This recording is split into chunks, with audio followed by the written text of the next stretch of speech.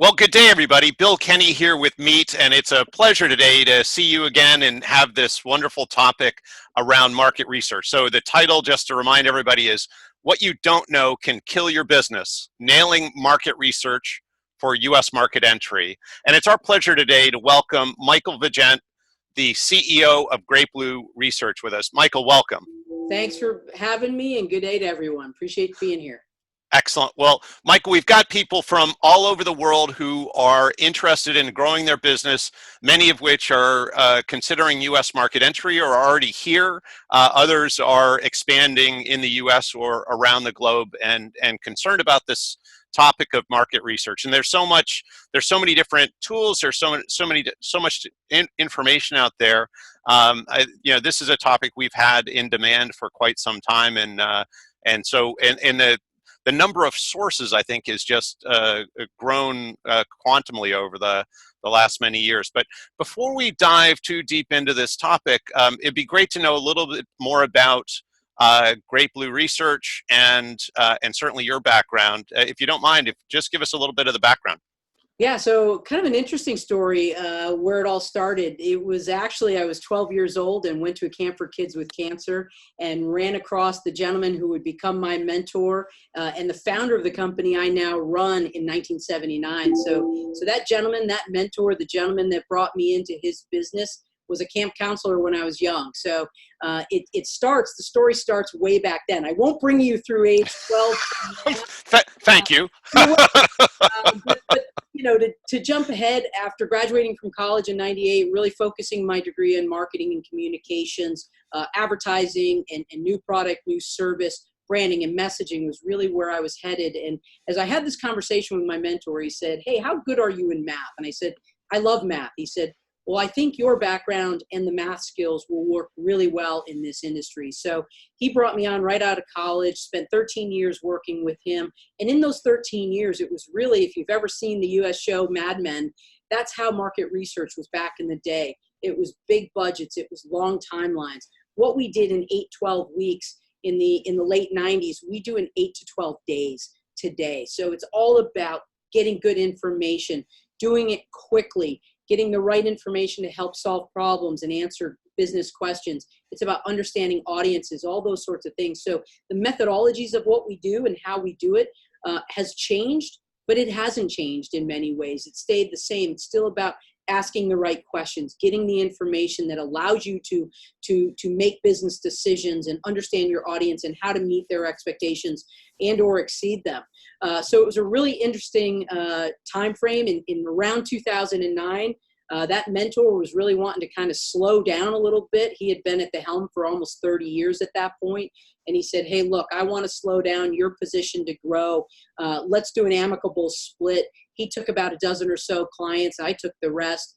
And we've literally hit the ground running from there. So for the last 10 years or so, I've been working and running Great Blue Research, have an amazing team of skilled professionals ranging in interest and skill sets all over the map, because importantly, what we do and being a good researcher and helping businesses do what they do better, there has to be a good wide variety of skill sets and business acumen that you can bring to the table. So that's something we're really proud of. We're working hard to bring our information to folks quickly in a price-sensitive way within budget. And usually it's how quickly can you get it for me, because I needed that information yesterday. So in today's day and age, folks are really embracing data. They're really embracing analytics to make business decisions. And more folks are using that and not making decisions without it. So it's been a fun time in our industry. We're having a lot of fun and working with a lot of new people. So from an overview standpoint, that gives you a little bit about it. As I think as we go through today, more and more examples will show up. But I'm really proud to be here today. And thanks so much for having me, Bill. Absolutely. Great to have you. So just so everybody knows the sort of format and context here. So I'm going to share some questions with Michael. Kind of think of this as like meet the press. It'll be, sort of a hard grilling. And if we see him sweat, no, just kidding. This is all fun and friendly. And so we'll have a good repartee here. And then many of you have submitted questions, which we're going to get to as well. So stay tuned, buckle up, and we'll have some fun here. So we've talked a little bit about Great Blue, and we've talked a little bit about your background. Let's actually get into the topic. So I'm just referencing a list of questions here. So, so when you think of the companies that you work with, and thinking about the things particularly that company leaders should consider when they're getting ready for U.S. market entry, what are some of the things that you would want them to consider? I think most importantly is really who the audience they're looking to serve is, whether it's a product or a service. Understanding that audience is most important, and this can be done in a variety of ways. But I think if there's really kind of four things, I like to give some buckets or bullet points to take away. I think number one, flexibility and agility is so important in today's marketplace. No matter what you're doing, it's understanding that audience. That's number two, is understanding the audience. Once you have some understanding of the audience, it's really about understanding expectations, what the expectations of that audience is, where they're being met, where they're being unmet, where they're being serviced, unserviced, those sorts of things. And then once you understand those variables, it allows you that ability now to start putting together a strategic plan, working towards that market. But I think more often than not, Bill, one of the biggest mistakes that I see people make is they come in with whatever plan they had in their origin country and said, this will work in the US, and don't ask the questions. Sometimes the simplest business questions could answer some of the most complex problems that people face. So it's a little bit of homework up front, and being humble enough to change your angle of approach or how you market, how you communicate, based on what the market here in the US is looking for and how they want to be communicated with. So you're kind of anticipating my questions for sure in terms of going to sort of the big mistakes that people make. But let's go down that path a little bit. So when an executive or a CEO sort of disregards the sort of market knowledge from a new market they're entering. It could be entering the U.S. or just simply putting a new product into market. It's really probably a lot of the same issues. But what are the things that you tend to see happen when they sort of disregard that market knowledge? I think there's a belief more often than not that the same product or the same service or the same decision will work in different situations. And many times it does, right? We've all heard about, well, trusting my gut got me here. And that's true of a lot of organizations and a lot of leaders, and they have a playbook, if you will. The playbook is changing. If there's anything that I've seen from audience measurement, and look, I've been doing this my entire professional career, the audiences are changing. They have different expectations. And so I know my customer, I know what they think, that's changing, because what they know and what they think has evolved. And it may be some of the same balloon or hierarchy, 30,000 square foot ideas, but how it breaks down and what they think at a more defined level has changed dramatically. And understanding that is what makes all the difference. And I see it, for example, where if we see a customer satisfaction index number or a patient satisfaction or an employee satisfaction index number, they'll take a look at the cumulative total, the top 2 box or the top 4 box, and say, we're at 90%, when in reality, the very satisfied or that top 1 or 2 has gone from 70 to 60 to 50 to 40. And then the somewhat or the number 2 or the number 3 scores are going up, which means that people are moving in the wrong direction. The cumulative total is still there, but diving in and understanding what's moving folks. And typically it falls into one of 2 categories. My expectations have changed, and you're servicing me the same way based on my previous expectation. Or number 2, I don't understand how you as an organization has changed. Therefore, what I don't know is hurting you. So in many cases, it's not so much that an organization is doing something wrong as much as it is, I don't know how you've solved the problem that I have. Therefore, I can't rely on your solution for said problem. Right. So it's somewhat understanding the trends, not just the raw numbers.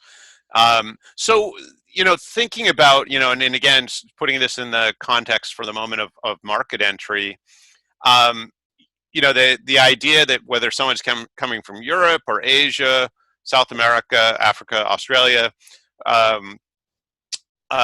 into the U.S. and is it reasonable to look at the U.S. as one market? So just thinking of business to business as an example, do you find when you're doing market research, are there some regionalizations of information or whether it's products or service fit or how we communicate to those different, and it could be geographic, it could be roles within organizations and so on, but you want to share some thoughts about, is it one country and one message? I think generally speaking, I would agree with that. Yeah. I believe the answer is yes. Obviously, there's a lot of variables that play into this, what kind of product or service you're talking about. But when you talk about general expectations within the US market, whether it's B2B or B2C, it is, how well I feel valued. It is how well you're a part of the community. Are you giving back? Are you philanthropic? Are you trying to do the right thing? It's being culturally sensitive, right? Whether it's US companies going overseas and doing international work, we need to be mindful of the cultures that we're servicing. And I think the same applies here. So it's how well you respect the culture, mine and yours. It's how well you service me, that you treat me as if I matter. It's speed and problem resolution. Don't point me to 5 different places to get the problem solved. Let me solve that problem on the first contact resolution. There is, I think, another important piece is that I feel that I'm getting value for the money I'm spending with you. And I think that is really, really important, because whether you have a high cost product or service or a low cost product or service, it's really about, in the US market, something that I see very clearly and very consistently is that I feel that I'm getting my value for what I'm spending with you. And if I'm spending more, I have higher expectations. So understanding me as your customer as well as my expectations, and then delivering on that, I'm willing to pay more for those. I would say where your bigger differences really come into play is whether you're dealing with a major metro market versus out in the suburbs. That's where some of your changes apply. Your cost sensitivities, your price of living, cost of living, those sorts of things in a New York City, in Atlanta, in LA, the list goes on, are very different than how we're viewing pricing and service outside of those markets. So I would say, yes, there's a lot of consistency in the US market as one, but as you get into different products and services, in particular the audiences that you're serving, that to me is where the differences start to show up. Got it. So it's more of a urban, suburban, rural difference than it is necessarily a geographic difference. Yep. And that's probably more in consumer than in B2B, I would imagine, or do you find that across both? I think it's both. And I think the where the difference really from the B2C versus B2B is what I'll simply call the time to close, or the time to acquisition, whether it's a client acquisition or a partnership, whatever the case may be. The speed in the B2B space is a little faster. Therefore, the expectations in how well you get me information, how well you communicate, what your differentiator is, what your market plan is, how I fit into that, how we work together. I think some of those expectations become a little bit higher. But even in the B2C marketplace as well, how you communicate those variables also plays in, but you have a little more leeway in the B2C space. That makes sense. Okay, cool. No, it's all good. So we talked about the biggest mistakes that the companies make. Now, how much do you need to adapt, do you find, your messaging from, say, let's just take Europe as an example, and we could pick the UK or Germany just to pick a larger country, but how much adaptation in messaging to whether it's localizing it or specifically to the archetype that you find you're going to sell to in the US? What do you normally find there? So I think there's really kind of two key variables. Like any messaging, what are the features and benefits? What is my organization getting from your organization? Does it fit within my expectation set and my needs? And then also my frequency and preference for communication, how that message is delivered.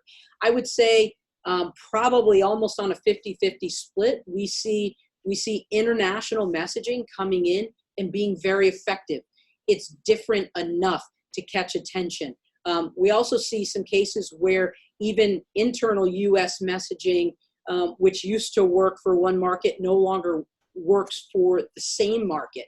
So I think with any messaging, one of the things that we're seeing is and this can be done at low cost, right? So this doesn't have to be a huge budget item, but bringing some small groups together and say, of your target audience, and saying, here's the messaging. Does it resonate with you? How does this make you feel? Does it give you a positive impression about our organization? Does it give you confidence that we know what the heck we're doing? Those sorts of things, a little bit of testing and a little bit of money spent on message and communication testing goes a long way. I think there's an orange juice company out there that will tell you when they changed their packaging once and didn't test it, cost them a lot more than if they had spent a little bit of time and energy testing that orange juice container. Where you think of all the cost of just creating a new container and then the distribution of it, and to not have it be correct, yeah, that's awfully expensive, I would guess. One of the things, and I'd love your comment on this, one of the things we see quite often with companies both that we're working with and that we're seeing in the marketplace is they lead with the features as opposed to the benefits. And I'm not sure if that's, we certainly see it on market entry companies, but we also see U.S. companies making the same mistakes. And I guess at least what we found works best, and your testing would help as well. But we do a fair amount of A/B testing. But is that leading with what's in it for the audience seems to be much better at attracting them to go down further in that message. Can you share some of what you found from an analytics standpoint to this? Yeah, I would agree with that. And I think the one variable that really plays into this is what I simply call the demand of information. If you sit literally while the time we're going through this webinar and having this conversation, the amount of emails and phone calls and information that will be pushed that everyone that's watching this screen, it's a large number. And so there's lots of competition and demand for our time and our information. What happens there is consumers and businesses are telling us hands down across the board, you have to keep it short, you have to keep it sweet. Let me know what you're going to do for me and why I should get involved, whether it's a purchase, a merger, a partnership.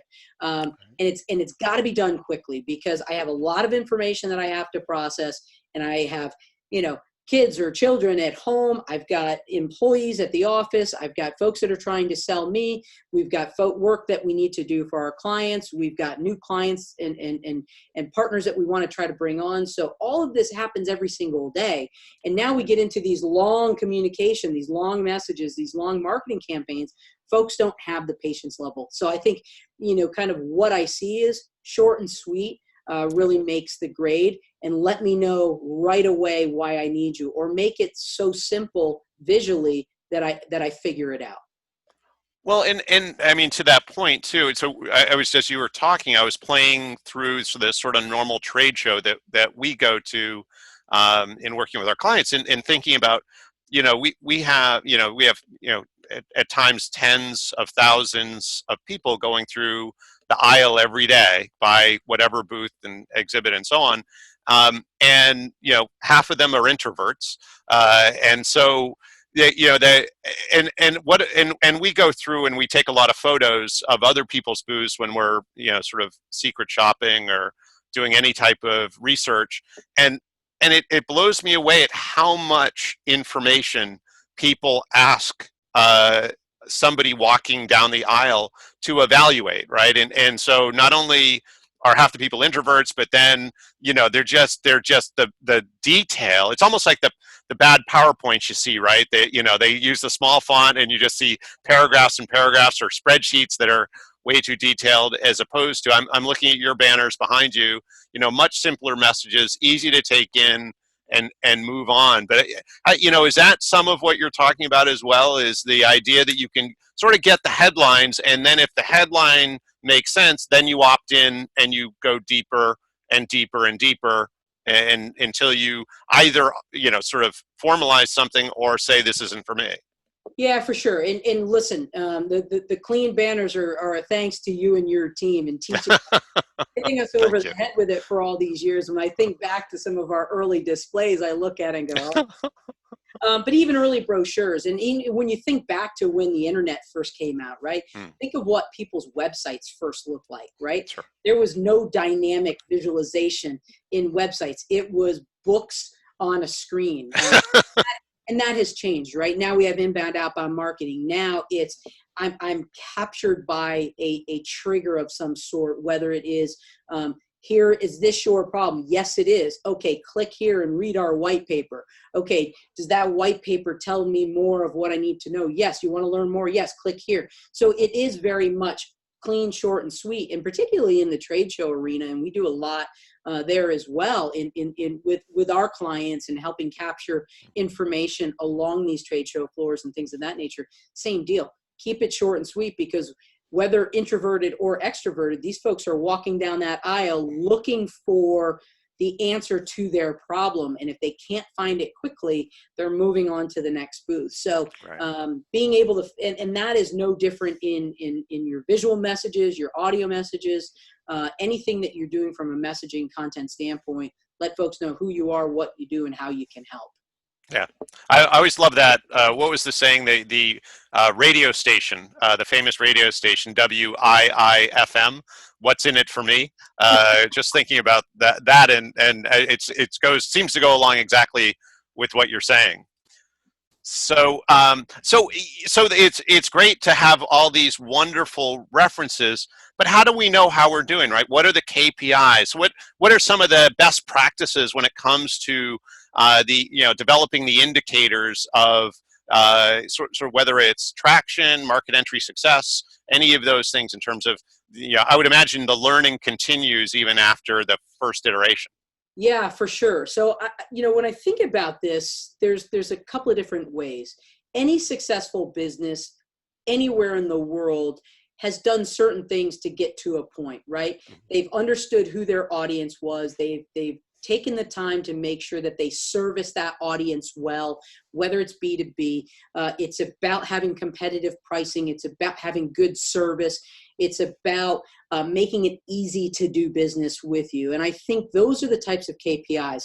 When you're starting to think about what we did to get here, wherever here started, and whether your next here is the US or you're already here in the US, it's about understanding those areas or those characteristics that made your business successful in the first place. It's having reasonable margins. It's having satisfied customers. It's having engaged customers. And when I say customers, I mean internal and external, your employees as well as the people you service. But anything, when we start to look at what we're really measuring from a KPI perspective with most of our clients, it's usually some variation of that. It is how many attempts or contacts does it take for me to solve a problem? The fewer, the better. First contact resolution is probably my favorite KPI because if I call up and you say, I'm going to solve your problem and I'm going to make it right, you let me know that I'm important to you as a customer. So that's probably one of my first and most important KPIs. The second, and not a far second, is how well you treat your employees. High satisfaction levels among your employees strongly correlates to strong satisfaction levels with your end audiences. Cost of products and services in line with the value received. We talked about that earlier. And it can be as simple as asking that question. Do you feel like you get the value for the cost that you paid. And that encompasses all different price points, all different service levels. But at the end of the day, whether I know every single service you offer me, or I just perceive that you care and what I'm spending is reasonable, that's really important. Speed of service, reliability, a big thing in the US, and it's a growing trend. It's folks want to understand that you're a good community partner, that you're a good corporate citizen, that you're doing your part to lower some of the impacts on our environment, that you're doing everything that you can to take care of the communities in which your business is located. Are you giving back? And it doesn't have to be money. It can be time and resources, that you're going out and volunteering, that you're showing up and being a presence in your community. And then the last and most important two things, because one correlates with the other.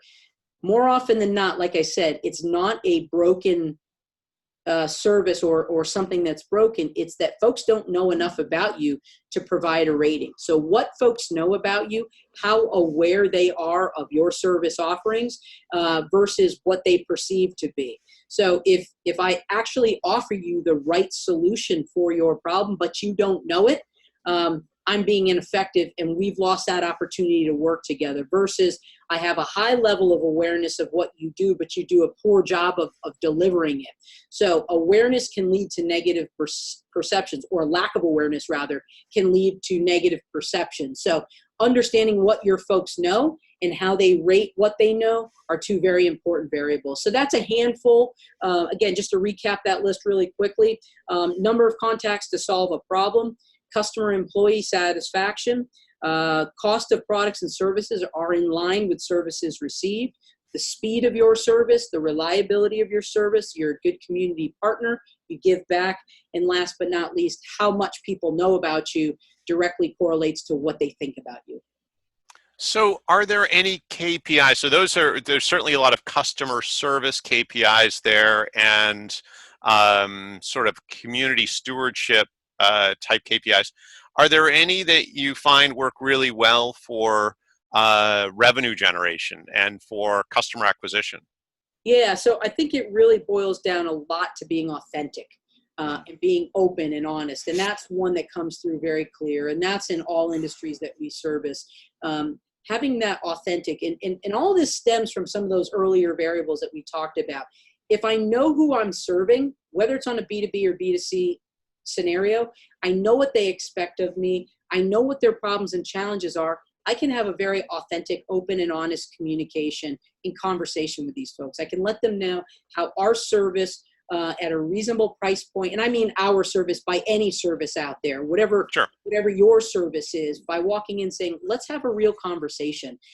We believe we have a strong solution to the problem that you've initiated or identified for us, and here's how we can get there. So authenticity, honesty, ethics in what you do goes a long, long way, and that really cuts down a lot of the time and the energy to get from opening a door to closing a deal. That makes sense. Totally cool. Yeah, so now maybe getting into a little bit more of the day-to-day work of research, and certainly we're all pretty familiar today with some of the online techniques. We get surveys all the time. Every time we stay in a hotel room or take a plane flight, we get, that company sending us surveys and all that.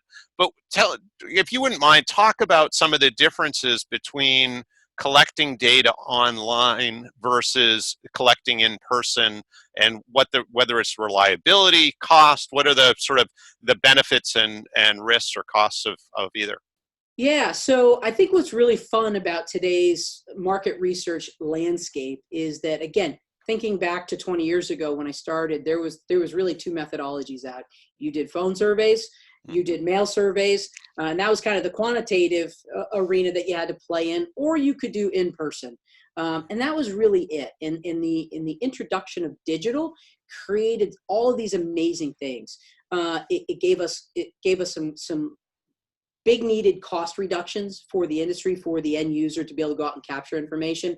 It allowed us to do it much faster. So there's all sorts of things. But I think as I really break down methodologies and research in today's market space, there's really kind of three variables that come into play. And it's the three-legged stool, if you will. It all starts out with who the audience is that you're speaking to. Talking to CEOs versus talking to an end user consumer are two very different audiences. How we're going to speak to them, how we're going to collect information from them is very different.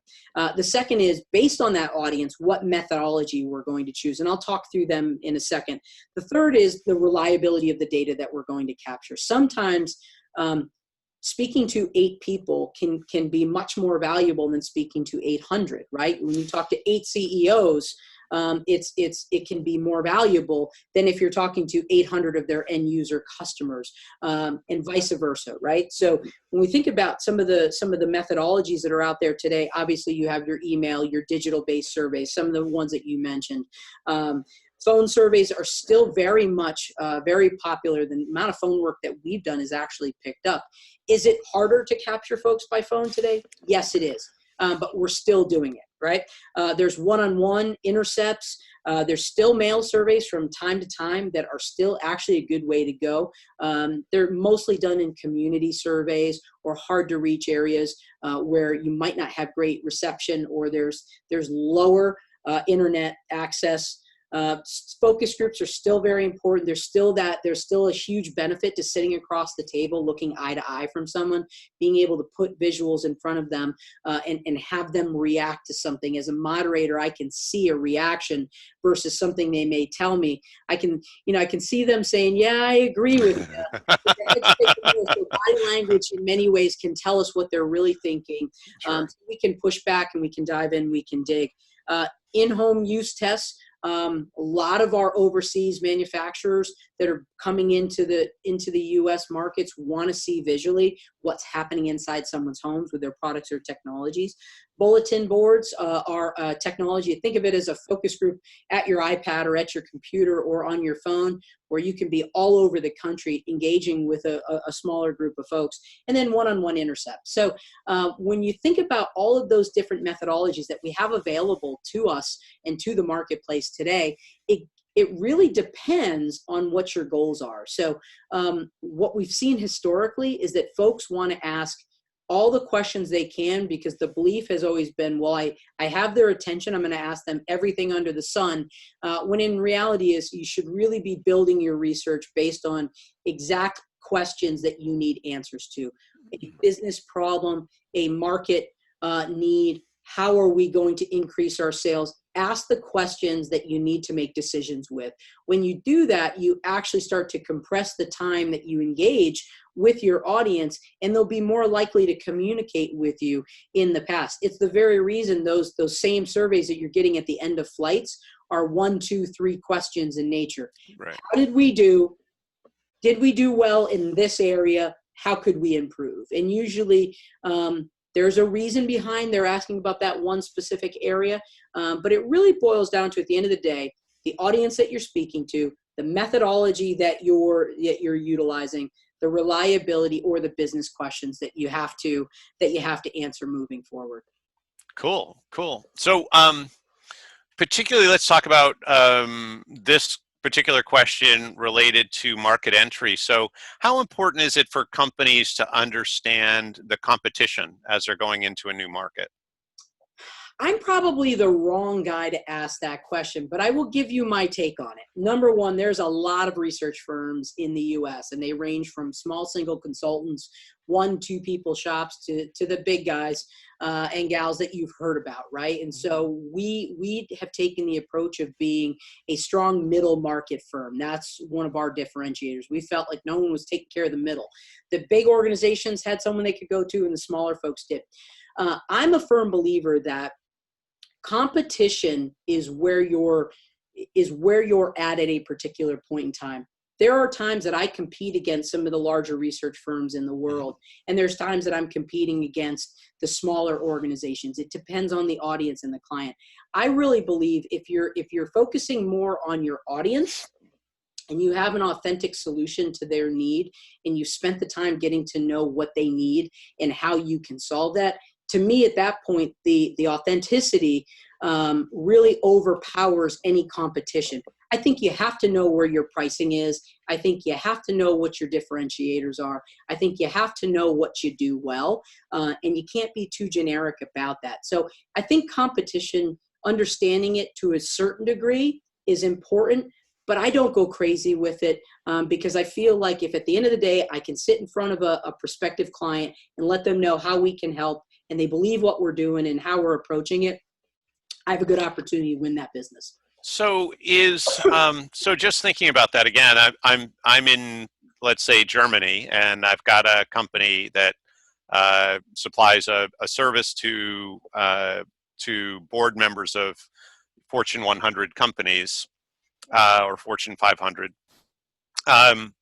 So I guess I'm kind of thinking that it would be helpful for me to know what the market is in terms of market size and whatnot, and the competitive landscape, so that I can make not just even a competitive decision about how to come into the market successfully, but even what the opportunity is and how does this opportunity compare to what if I went instead to South America or to some other continent or some other country, or Canada or whatnot. Do you get into that type of, or is that type of research valuable to do the comparative market entry information from a competitive landscape? For sure. And I think, and I don't disagree with any of that, Bill. I think for me, there's two ways to look at markets and competitors, right? So number one, there's the market here in the US, as you mentioned, versus how that market might apply in other countries throughout the globe. That makes sense. But then I also think about competition as to who else is offering a competitive product or service similar to mine. Who might I be competing against for your business? In the latter of those two audiences, I think it's important to know, have a good understanding of your audience and who you're competing against. But I've seen people gain paralysis by analysis and Sure. try to pivot too much. And it takes away from that authenticity of who you are. I think to some degree, you have to be able to stand in front of boards and leadership and say, this is what we do. Here's the experience that we have. Here's how we can make your business better. And they either going to believe you or they're not. And if they believe you, at that point, if you work too hard to bring your price down to beat someone from a price sensitivity, you might be leaving some revenue on the table because they may have seen your value as greater than the person that was actually offering that same service for a higher cost. So obviously, I strongly believe in knowing your audience, knowing your market, doing your homework, and being able to speak to those areas, because any smart and savvy board are going to ask you those questions. So you have to be able to answer them. But at the end of the day, I think how you deliver on those answers, how you deliver on that brand promise, how you deliver on your service or product is at the end of the day where the rubber meets the road.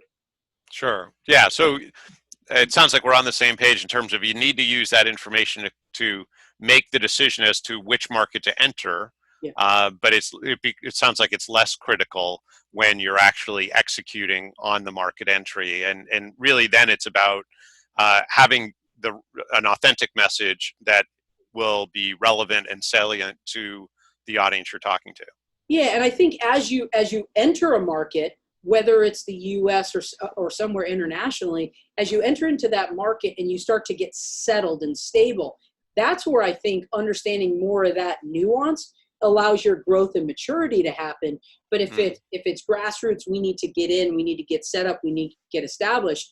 You could spend tons and tons of dollars on market analysis, whereas you could spend those numbers as you do a little bit of time and energy doing your homework with your audiences and the market, saying, look, the market's ripe for us. Let's get in and get to work and then start to understand. And I think it's, MVP versus your end goal in many cases as well. That makes total sense. So let me ask one last question, and then we're going to flip it to the audience question. So, and this is probably, I think you segued us really well to this question. So, when you think about sort of a typical program for a market entry company, and let's just sort of imagine a mid-sized service company, consulting company, just to pick pick something. What would a typical program look like? What would your recommendations be if they want to, enter the market in, whether it's in 3 months or 12 months or whatever?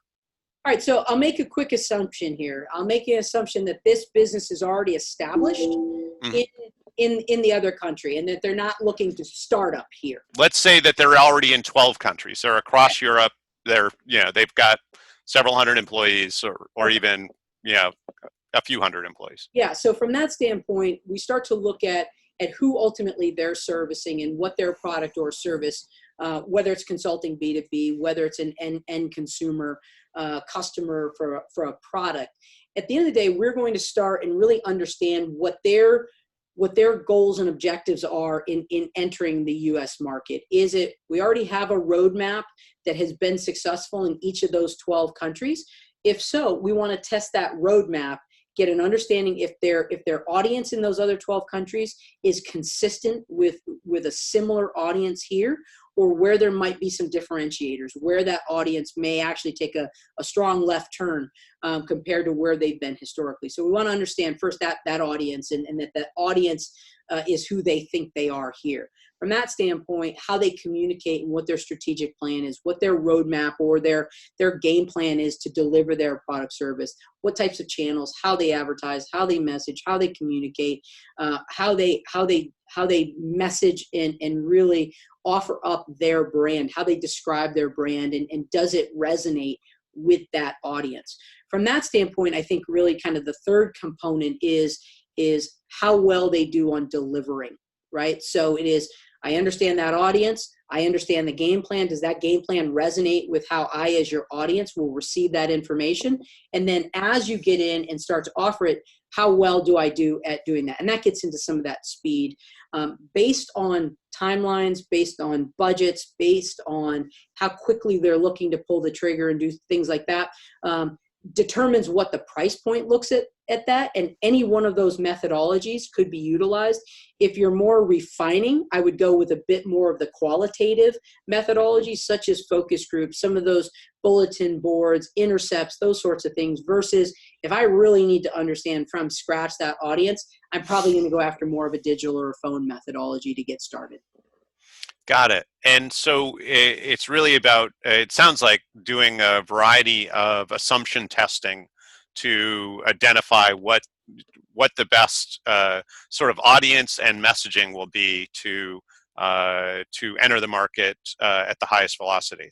Yeah, I totally. And I think for Yeah, us, the way that looks for us is it's always customized work, right? So sure. you want to make sure that the business questions or problems that you have, every piece of data we collect is directly tied to that. Perfect. Love it. Okay, so let's look at let's hop into these audience questions. I think there's some really good ones here. So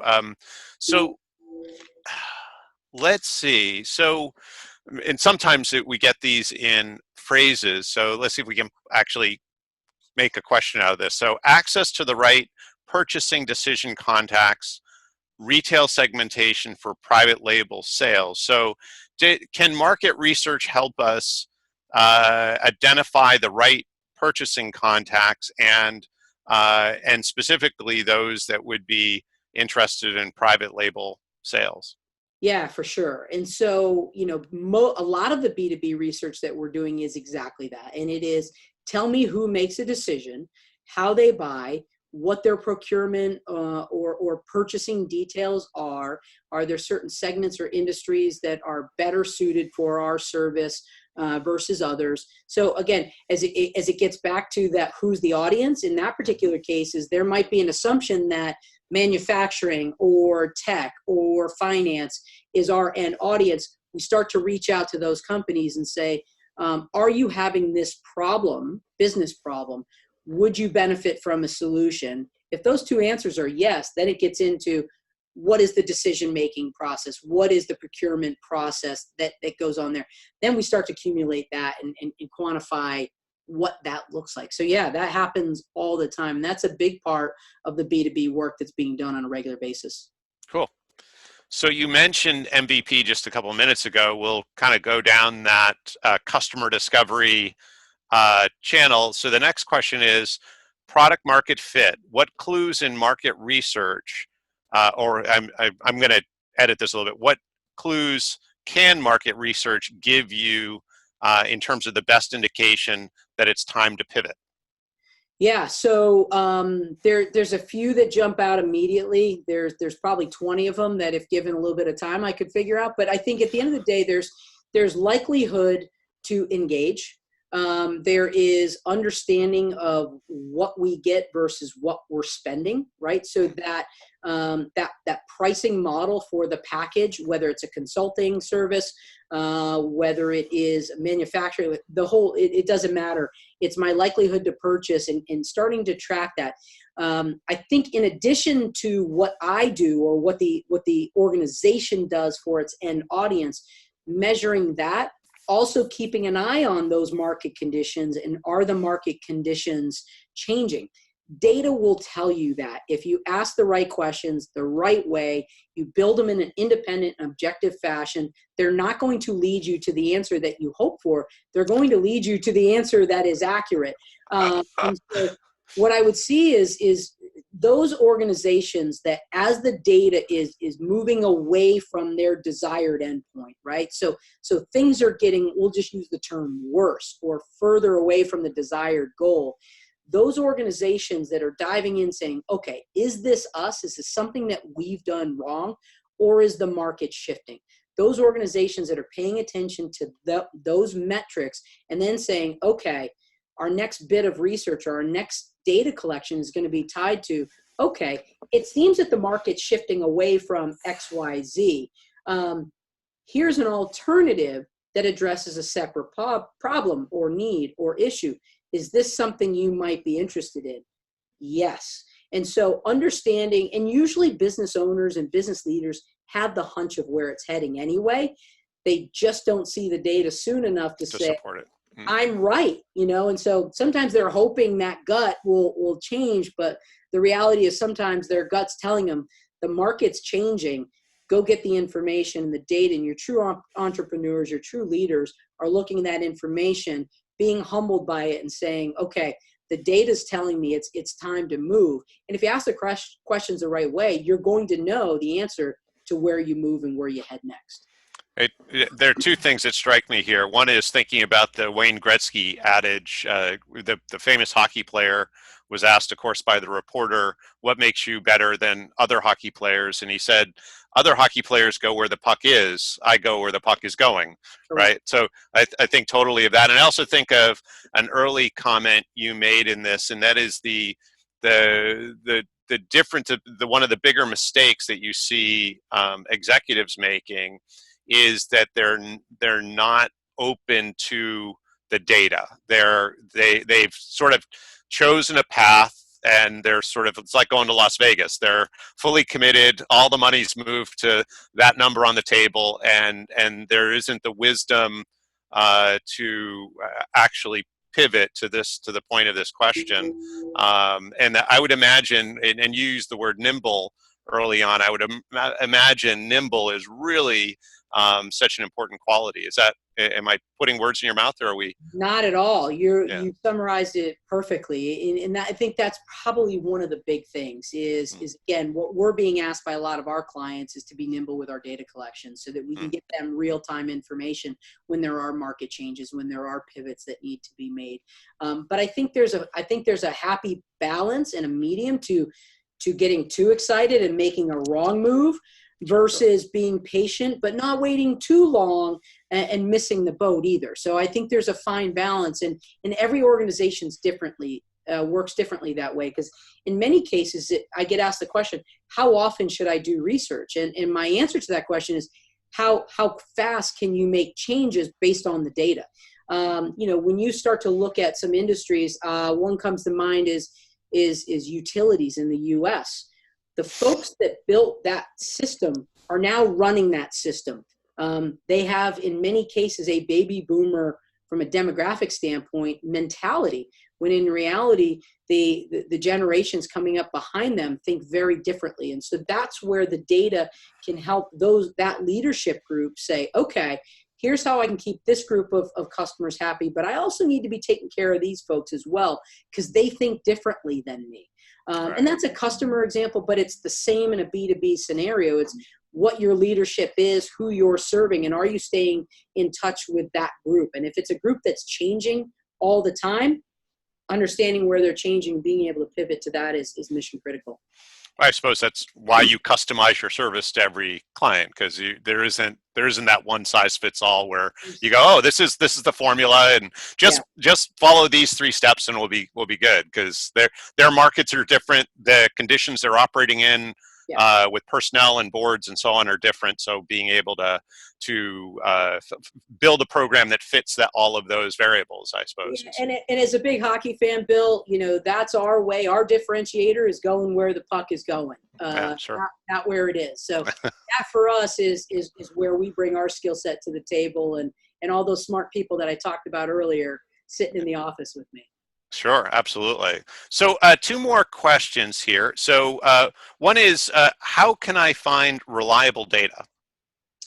Yeah, so there's a lot of different sources. And I think, for me, I'm a big proponent of finding data and capturing data that's specific to your business, your need. Because the reality is I get asked all the time, particularly with our healthcare clients, hey, can you tell me how we compare to other 100-bed, 500-bed hospitals? And I said, well, your 100-bed hospital is in the middle of Oklahoma. I don't think it really matters how a 100-bed hospital in Fairfield, Connecticut matters. It's how well you're serving your audience. So from that, I'm a real big fan and proponent of capture your own data when it matters. It doesn't mean that secondary data isn't good, isn't strong. I think understanding who captured it and by what methodology is more important than the data that you find, because we can all go find data and make it and spin it in such a way that it meets what we want to say. But knowing that it was captured the right way and knowing where it came from is where you can defend that data. But there's lots of industry and trade associations in all different organizations and industries where they have omnibus type studies or they're capturing industry data. That's where I would start with those kinds of associations or industries, because they want to make sure that they're servicing their industry the right way. So they're doing a good job of making sure that the data is clean and accurate. That's fantastic. And then the last question here, how can I target my desired audience? I want to know how we can win their business, but don't know how to contact them. So the question again, how can I target my desired audience? Yeah, so that is the easiest way to do that is as you start to have that understanding of who your desired audience is, and for that, I'm going to make the assumption that the viewer sent in and they have an idea of who their audience is. What's great about the U.S. data and market research market is if you want to know 80-year-old grandmothers who roller skate on Sundays, I can usually narrow down a list of that group. It may be a very small list, but we can typically find them. As researchers, we don't have to follow the same rules that telemarketers do because we're not selling anything.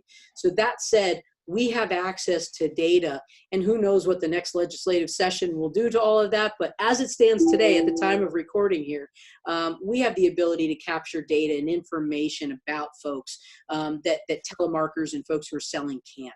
So we have the ability to go reach your desired and target audience and ask them those very questions.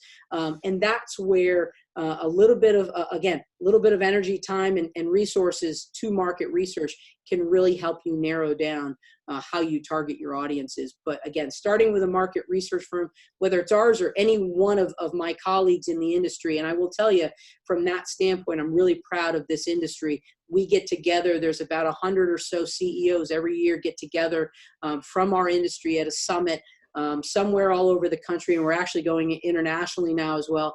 And we get together and talk about how can we be the best sources of data for the U.S. market, for folks coming here, and all the international markets as well. We want to do great work, and we have a strong belief in doing that. So hope that was helpful, Bill, and hopefully shared a little bit of insight. But again, I think in that particular question, it's go find a market research partner and have them help guide you along the way. Yeah, we do a little bit of testing at trade shows, and we use a metaphor that feel free to steal if it helps in any way. So we sort of reference it like the decision that somebody makes when they're going fishing, right? So somebody that's going fishing makes three basic decisions, right? What do I want to catch? Which actually is not a very easy decision. There are 34,000 species of fish, plus a whole bunch more subspecies, right? So actually answering that question is brutally difficult. But think about when you do make that decision, you've eliminated 33,999 things you're not going to catch, right? Which is incredibly empowering from a marketing standpoint. And then, of course, from there, where am I going to fish? And then what's the bait I'm going to put in the water? And transportation that I'm going to use to get there, right? yeah, I mean, but ultimately, from a revenue generation standpoint, if you get those three things right, the rest is really you're going down a lot of the right path. So, but I love all this. Is really, really a great topic, and you guys are doing amazing work, and you've helped some of our clients, and that's been fantastic. So, I guess I'd ask, just for a final thought, is there something, as we sort of close up here, is there something you want to make sure the audience knows about, or just maybe a final summary nugget that you want to share? Yeah, in having been around this industry for 20, I think I'm in my 22nd year, 21st, 22nd.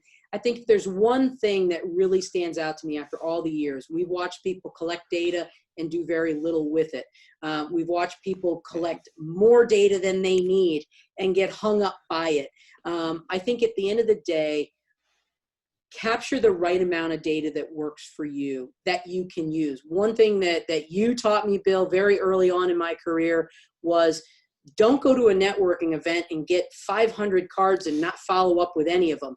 Walk in and get the number that you feel you can follow up with. And I've held very true to that. My number is 5. As I get a little older, it may go less, but my goal is that when I walk into any event, I'm looking to meet 5 people that I can build a relationship with and have some follow-up conversations with. And it makes it easy for me to follow up with one of them each day of the following week. So that has been something that has worked really well for me. When I think about that for the folks that we do research with, collect the right amount of information that you can act upon. But at the end of the day, if you collect too much, you can get paralyzed by it.